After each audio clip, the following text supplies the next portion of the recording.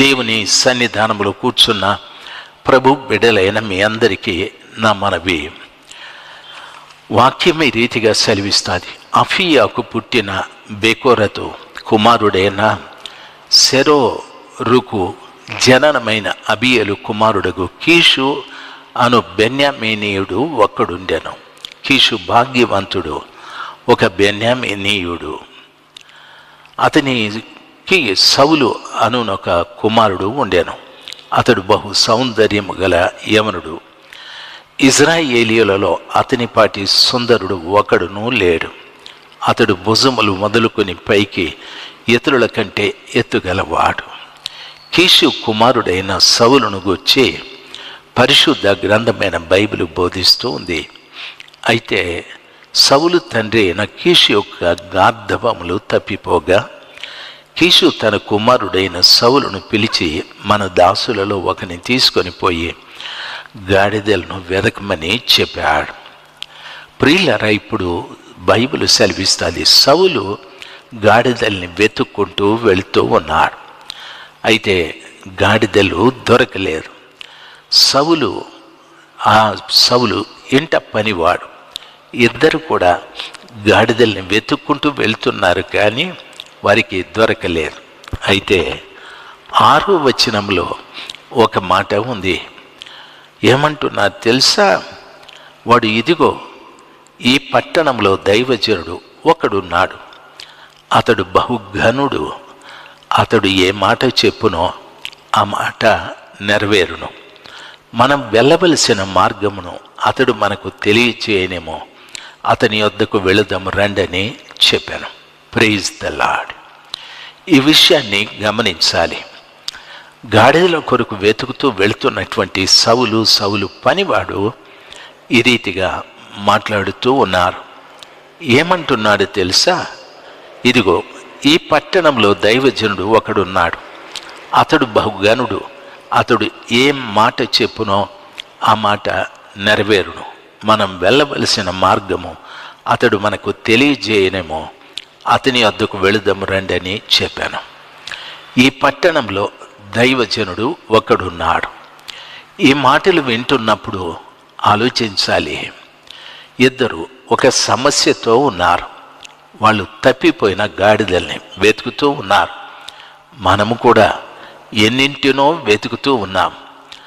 ఆరోగ్యం వెతికే వాళ్ళు ఉన్నారు, ఆర్థికం వెతికే వాళ్ళు ఉన్నారు, ఆత్మీయతను వెతికేవారు ఉన్నారు, వారి కుటుంబంలో మార్పును వెతికేవారు ఉన్నారు, వారి కుటుంబంలో సంతోషము సమాధానం కావాలని వెతికేవారు ఉన్నారు. అయితే ఈ వెతుకు వారంతా కూడా ఆయా పట్టణాలలో నివాసం చేస్తున్నవారే.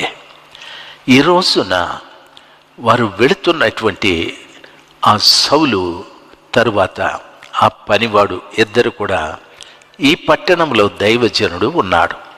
అతడు బహుఘనుడని. ప్రియులారా, ఆలోచించాలి. మనము కూడా ఒక పట్టణంలో ఉన్నాం. మనల్ని గూర్చి ఏం మాట్లాడుకుంటున్నారు? ఘనుడైన దైవజనుడైనా? రెండవది, అతడు ఏ మాట చెప్పునో ఆ మాట నెరవేరునోనని. దేవుడు ఒక దైవ సేవకునికి ఎంత విలువ ఇచ్చాడో తెలుసా? ఆయన ఏ మాట చెప్తాడో అది జరుగుతుందని దేవుని వాక్యం సెలవిస్తుంది. దైవజనులారా, దైవజనులతో పాటు యేసు ప్రభు రక్తంతో కడగబడిన ప్రతి బిడ్డకు నా మాట ఏమనో తెలుసా? నీవేం మాట్లాడతావో అది జరుగుతుందని వాక్యం సెలవిస్తుంది. చాలామంది దేశంలో, చాలామంది పట్టణాలలో, గ్రామాలలో నీ చుట్టూ ఉన్నటువంటి వ్యక్తులు ఎన్నింటినో వెతుకుతూ ఉన్నారు. ఎంతోమంది ఏడుస్తూ ఉన్నారు. ఎంతోమంది నెమ్మది లేకుండా జీవిస్తూ ఉన్నారు. రాత్రింబగళ్ళు కన్నీళ్లు విడుస్తూ మా జీవితాలు ఏమవుతాయి, మా కుటుంబాలు ఏమవుతాయి అని వేదన పడేవాళ్ళు, ఎక్కడ మాకు సంతోషం దొరుకుతుందని, ఎక్కడ మాకు సమాధానం దొరుకుతుందని వేల ఆడుతున్నటువంటి వ్యక్తులు చాలామంది ఉన్నారు.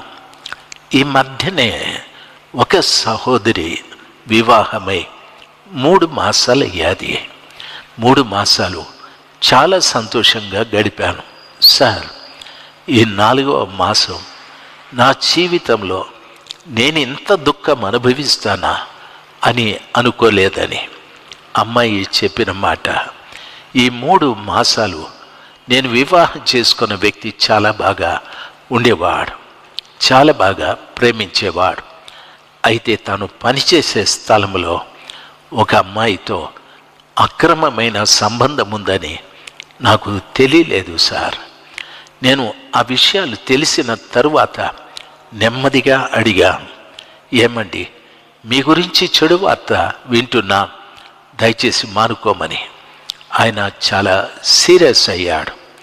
ఆ తరువాత తిరిగి ఇంకొకసారి అడిగాను. ఆయన అన్నాడు, ఈసారి ఈ మాటలు మాట్లాడితే నిన్ను వదిలేస్తాను అనని. చాలా ఏడ్చుకున్నాను, చాలా బాధపడ్డాను. సార్, ఇప్పుడు నా స్థానంలో ఇంకొక స్త్రీ ఉందని తెలిసి చాలా దుఃఖపడుతుంటే ఆయన చెప్పిన మాట, నిన్ను వదిలేస్తాను అని కొట్టడము, త్రాగడం కూడా చేస్తూ ఉన్నాడు. నేనేం చేయాలి అని అడిగి ఆమె ఒక దైవ సేవకునితో బ్రతిమలాడేది. దైవ సేవకుడు అంటున్నాడు, తల్లి, నీ ఓర్పే నీకు విజయాన్ని సంపాదించి పెడతాది. ప్రభు దగ్గర మొరపెట్టు, ప్రభు కార్యం చేస్తాడు. ప్రభు దగ్గర మొరపెట్టు, ప్రభు కార్యం చేస్తాడని ఆయన సహనాన్ని గురించి చెప్పాడు. ఆమె దైవ సేవకుని నోటి మాట విని ప్రతిరోజు కూడా కన్నీళ్లతో ప్రభు దగ్గర మొరపెట్టి భర్తని ఇంకెప్పుడు ఏమీ అడగలేదు. ఆమె ఏడుస్తూ ఉంది. 3 మాసాలు, 4 మాసాలు, 5 మాసాలు అయిపోయాయి. ఆయన ప్రతిరోజు ఇంటికొచ్చి విచారంగా కూర్చుంటున్నాడు. అయితే ఆమె మాట్లాడటానికి ధైర్యం చాలక అడిగాది, ఏమండి, ఎందుకు ఎప్పుడు విచారంగా ఉంటారు? ఏం జరిగిందో చెప్పమని. ఆయన చెప్పలేదు. ఒక్కరోజున ఆయనతో పాటు ఆయనతో పనిచేసే స్నేహితుడు ఇంటికి వచ్చాడు. ఆయన స్నేహితునికి అమ్మ కాఫీ ఇచ్చి అంటుంది, అన్న, ఈయనెందుకో రోజు విచారంగా ఉంటున్నాడు, ఏమడిగినా సమాధానం చెప్పలేదని. ఆ స్నేహితుడు అంటున్నాడు, వీడి దరిద్రం పోయిందమ్మా. ఆ ఆఫీసులో ఒక దరిద్రం ఉండేది, అమ్మాయి ట్రాన్స్ఫర్ అయ్యి వెళ్ళిపోయింది అనని. ఆమె చాలా సంతోషించాది. ఏమనో తెలుసా, ఒక దైవ సేవకుడు చెప్పిన మాటకు విధేయత చూపెట్టి సహనముతో ఆమె ప్రార్థన చేశాది. 6 మాసాల తరువాత దేవుడు గొప్ప విజయం ఇచ్చాడు. ఒక్కరోజు నా భర్త అన్నాడు, నిన్ను అవమానం చేశాను, నిన్ను కొట్టాను కూడా, నన్ను క్షమించు. ఎవరో పనికిరాని అమ్మాయి కోసం నా సొంత భార్య నిన్ను ఇబ్బంది పెట్టానని క్షమాపణ కూడా అడిగాడు. అయ్యలారా, దయచేసి గమనించాలి, యేసయ్య రక్తంతో కడగబడినటువంటి ప్రతి బిడ్డ మాటకు దేవుడు విలువిచ్చాడు. ప్రతి బిడ్డ మాటకు దేవుడు విలువిచ్చాడు. అతడు ఏ మాట చెప్పునో ఆ మాట నెరవేరునని. అమ్మలారా, మీ భర్తలతో మాట్లాడేటప్పుడు, అయ్యలారా, మీ భార్యలతో మాట్లాడేటప్పుడు, తల్లిదండ్రులారా, మీ పిల్లలతో మాట్లాడేటప్పుడు మంచివి మాట్లాడండి. దేవుని సన్నిధానంలో విలువైనవి మాట్లాడండి. అప్పుడే మీ మాటలు ఖచ్చితంగా దేవుడు అవును అన్నట్టుగా చేస్తాడు. మీ కుటుంబాల్లో కూడా దేవుడు మీకు దుఃఖాన్ని కలిగించే ప్రతి కార్యము నుండి ప్రభువు విడిపిస్తాడు. మీ గుండె పిండేటటువంటి ప్రతి ఇబ్బంది నుండి, ప్రతి ఇరుకు నుండి ప్రభుల వారు విడిపించి ఒక విశాలమైన మార్గాన్ని దేవుడు మీకు చూపిస్తాడు. దేవుడు మిమ్మల్ని దీవించుగాక. ఆమెన్.